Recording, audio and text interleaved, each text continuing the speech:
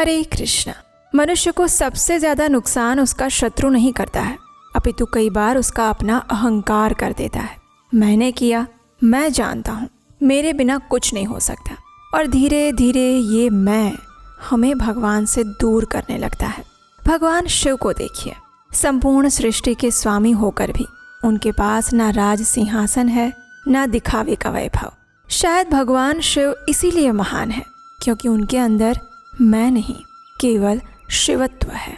और आज की शिव पुराण कथा हमें इसी अहंकार के उस पर्दे के पीछे ले जाएगी जिसके हटते ही भगवान स्वयं दिखाई देने लगते हैं। तो चलिए हमारी श्रावण मास की शिव पुराण कथा श्रृंखला को आगे बढ़ाते हुए आज की कड़ी सुनते हैं और आरंभ करते हैं आज की शिव पुराण कथा। नंदीश्वर ने कहा, हे मुने, अब तुम सर्वव्यापी भगवान शंकर के 12 अन्य ज्योतिर्लिंग स्वरूपी अवतारों का वर्णन सुनो, जो अनेक प्रकार के मंगल करने वाले हैं। और उनके नाम हैं सौराष्ट्र में सोमनाथ, श्रीशैल पर मल्लिकार्जुन, उज्जैनी में महाकाल, ओमकार में अमरेश्वर, हिमालय पर केदार, डाकिनी में भीमशंकर, काशी में विश्वनाथ, गौतमी के तट पर त्र्यंबकेश्वर, चिताभूमि में वैद्यनाथ, दारुकवन में नागेश्वर, सेतुबंध पर रामेश्वर और शिवालय में घूष्मेश्वर। हे मुने, परमात्मा शंभु के यही वे 12 अवतार हैं। ये दर्शन और स्पर्श करने से मनुष्यों को सब प्रकार का आनंद प्रदान करते हैं। उनमें पहला अवतार सोमनाथ का है। ये चंद्रमा के दुख का विनाश करने वाला है। इनका पूजन करने से क्षय और कुष्ठ आदि रोगों का नाश हो जाता है। यह सोमेश्वर नामक शिव अवतार सौराष्ट्र नामक पावन प्रदेश में लिंग रूप से स्थित हैं। पूर्व काल में चंद्रमा ने इनकी पूजा की थी। वहीं संपूर्ण पापों का विनाश करने वाला एक चंद्रकुंड है, जिसमें स्नान करने से बुद्धिमान मनुष्य संपूर्ण रोगों से मुक्त हो जाता है। परमात्मा शिव के सोमेश्वर नामक महालिंग का दर्शन करने से मनुष्य पाप से छूट जाता है और उसे भोग और मोक्ष सुलभ हो जाते हैं। हे तात, शंकर जी का मल्लिकार्जुन नामक दूसरा अवतार श्रीशैल पर हुआ। वो भक्तों को अभिष्ट फल प्रदान करने वाला है। हे मुने, भगवान शिव परम प्रसन्नता पूर्वक अपने निवास भूत कैलाश गिरी से लिंग रूप में श्रीशैल पर पधारे हैं। पुत्र प्राप्ति के लिए इनकी स्तुति की जाती है। ये जो दूसरा ज्योतिर्लिंग है वो दर्शन और पूजन करने से महासुख कारक होता है और अंत में मुक्ति प्रदान करता है। शंकर जी का महाकाल नामक तीसरा अवतार उज्जैनी नगरी में हुआ। वो अपने भक्तों की रक्षा करने वाला है। एक बार रत्नमाल निवासी दूषण नामक असुर, जो वैदिक धर्म का विनाशक, विप्रद्रोही और सब कुछ नष्ट करने वाला था, वो उज्जैनी में जा पहुंचा। और तब वेद नामक ब्राह्मण के पुत्र ने शिव जी का ध्यान किया और फिर शंकर जी ने तुरंत ही प्रकट होकर हुंकार द्वारा उस असुर को भस्म कर दिया। उसके बाद अपने भक्तों का सर्वथा पालन करने वाले शिव देवताओं की प्रार्थना करने पर महाकाल नामक ज्योतिर्लिंग स्वरूप से वहीं प्रतिष्ठित हो गए। इन महाकाल नामक लिंग का प्रयत्न पूर्वक दर्शन और पूजन करने से मनुष्य की सारी कामनाएं पूर्ण हो जाती हैं और अंत में उसे परम गति प्राप्त होती है। परम आत्मबल से संपन्न परमेश्वर शंभु ने भक्तों को अभिष्ट फल प्रदान करने के लिए ओमकार नामक चौथा अवतार धारण किया था। विंध्यगिरि ने भक्ति पूर्वक विधि विधान से शिव जी का पार्थिव लिंग स्थापित किया और उसी लिंग से विंध्य का मनोरथ पूर्ण करने वाले महादेव प्रकट हुए। तब देवताओं की प्रार्थना करने पर भुक्ति और मुक्ति के प्रदाता भक्त वत्सल लिंग रूपी शंकर वहाँ 2 रूपों में विभक्त हो गए। उनमें एक भाग ओमकार में ओमकारेश्वर नामक उत्तम लिंग के स्वरूप में प्रतिष्ठित हुआ और दूसरा पार्थिव लिंग परमेश्वर नाम से प्रसिद्ध हुआ। इन दोनों में जिस किसी का भी दर्शन पूजन किया जाए उसे भक्तों की अभिलाषा पूर्ण करने वाला समझना चाहिए। इस प्रकार मैंने तुम्हें इन दोनों महादिव्य ज्योतिर्लिंगों का वर्णन सुनाया। परमात्मा शिव के 5वें अवतार का नाम है केदारेश। वो केदारनाथ में ज्योतिर्लिंग रूप से विराजमान है। वहाँ श्री हरि के जो नर नारायण नामक अवतार हैं, उनके प्रार्थना करने पर शिवजी हिमगिरी के केदार शिखर पर स्थित हो गए थे। वे दोनों उस केदारेश्वर लिंग की नित्य पूजा करते हैं। वहाँ शंभु दर्शन और पूजन करने वाले भक्तों को अभिष्ट वर प्रदान करते हैं। सर्वेश्वर होते हुए भी शिव इस खंड के विशेष रूप से स्वामी हैं। शिव जी का ये अवतार संपूर्ण अभिष्टों को देने वाला है। उसके बाद महाप्रभु शंभु के 6ठे अवतार का नाम है भीमशंकर।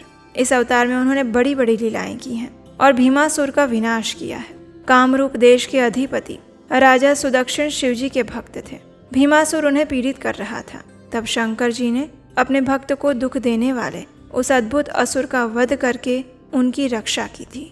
फिर राजा सुदक्षिण के प्रार्थना करने पर स्वयं शंकर जी डाकिनी में भीम शंकर नामक ज्योतिर्लिंग स्वरूप से स्थित हो गए। उसके बाद विश्वेश्वर नामक 7वां अवतार काशी में हुआ। मुक्तिदाता सिद्ध स्वरूप स्वयं भगवान शिव अपनी पूरी काशी में ज्योतिर्लिंग रूप में स्थित हैं। सभी देवता कैलाशपति शिव और भैरव नित्य उनकी पूजा करते हैं। जो काशी विश्वनाथ के भक्त हैं और नित्य उनके नामों का जप करते हैं, वे कर्मों से निर्लिप्त होकर कैवल्य पद के भागी होते हैं। शिव का जो त्र्यंबक नामक 8वां अवतार है, वो गौतम ऋषि की प्रार्थना करने पर गौतमी नदी के तट पर प्रकट हुआ था। गौतम की प्रार्थना से उन मुनि को प्रसन्न करने के लिए शंकर जी प्रेम पूर्वक ज्योतिर्लिंग स्वरूप से वहां अचल होकर स्थित हो गए। उन महेश्वर का दर्शन और स्पर्श करने से सारी कामनाएं सिद्ध होती हैं और उसके बाद मुक्ति भी मिल जाती है। शिव जी के अनुग्रह से शंकर प्रिया परम पावनी गंगा गौतम के स्नेहवश वहां गौतमी नाम से प्रवाहित हुई थी। उसमें 9वां अवतार वैद्यनाथ नाम से प्रसिद्ध है। इस अवतार में बहुत से विचित्र लीलाएं करने वाले भगवान शंकर रावण के लिए आविर्भूत हुए थे। उस समय रावण द्वारा अपने लाए जाने को ही कारण मानकर महेश्वर ज्योतिर्लिंग स्वरूप में चिता भूमि में प्रतिष्ठित हो गए और उस समय से वे त्रिलोकी में वैद्यनाथेश्वर नाम से विख्यात हुए। भक्ति पूर्वक दर्शन और पूजन करने वाले को वे भोग और मोक्ष प्रदान करते हैं। जो लोग इन वैद्यनाथेश्वर शिव के महात्म्य को पढ़ते अथवा सुनते हैं, उन्हें यह भुक्ति और मुक्ति का भागी बना देता है।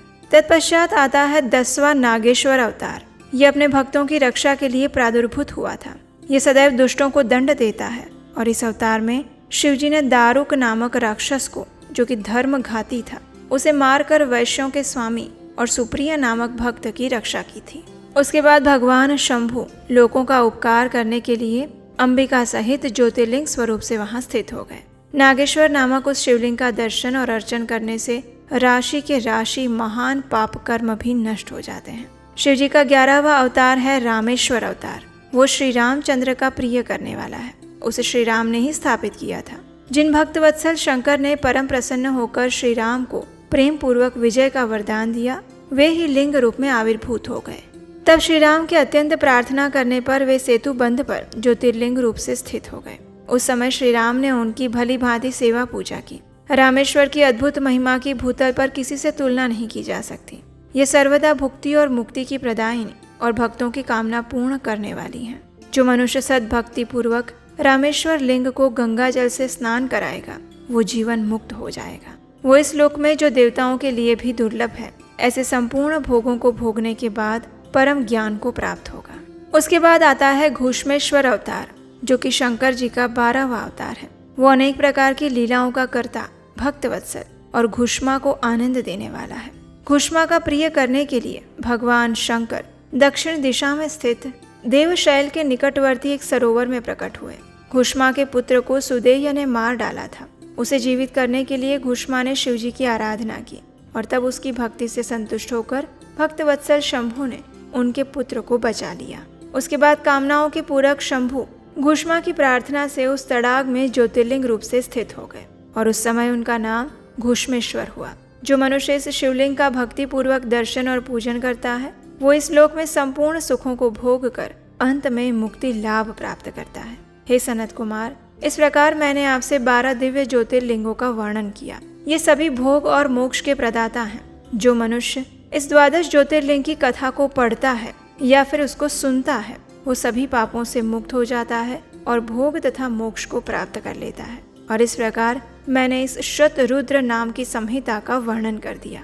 यह शिव के 100 अवतारों की उत्तम कीर्ति से संपन्न और संपूर्ण अभिष्ट फलों को देने वाली है। जो मनुष्य इसे नित्य समाहित चित्त से पढ़ता या फिर सुनता है, उसकी सारी लालसाएं पूर्ण हो जाती हैं और अंत में उसे निश्चय ही मुक्ति प्राप्त हो जाती है। और इसी के साथ आज की हमारी शतरुद्र संहिता यहाँ पर समाप्त होती है। आइए अब हम शिव महापुराण अंतर्गत कोटि रुद्र संहिता का आरंभ करते हैं और उसके अंदर भी हम 12 ज्योतिर्लिंगों का आज विस्तृत वर्णन सुनेंगे। योधते निजमाययै भुवना आकारं विकारोञ्जितो यस्याहो करुणाकटाक्ष विभवौ स्वर्गापवर्गाभिधौ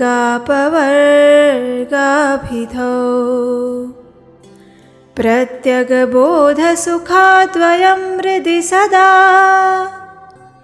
पश्यन्ति यं योगिनाः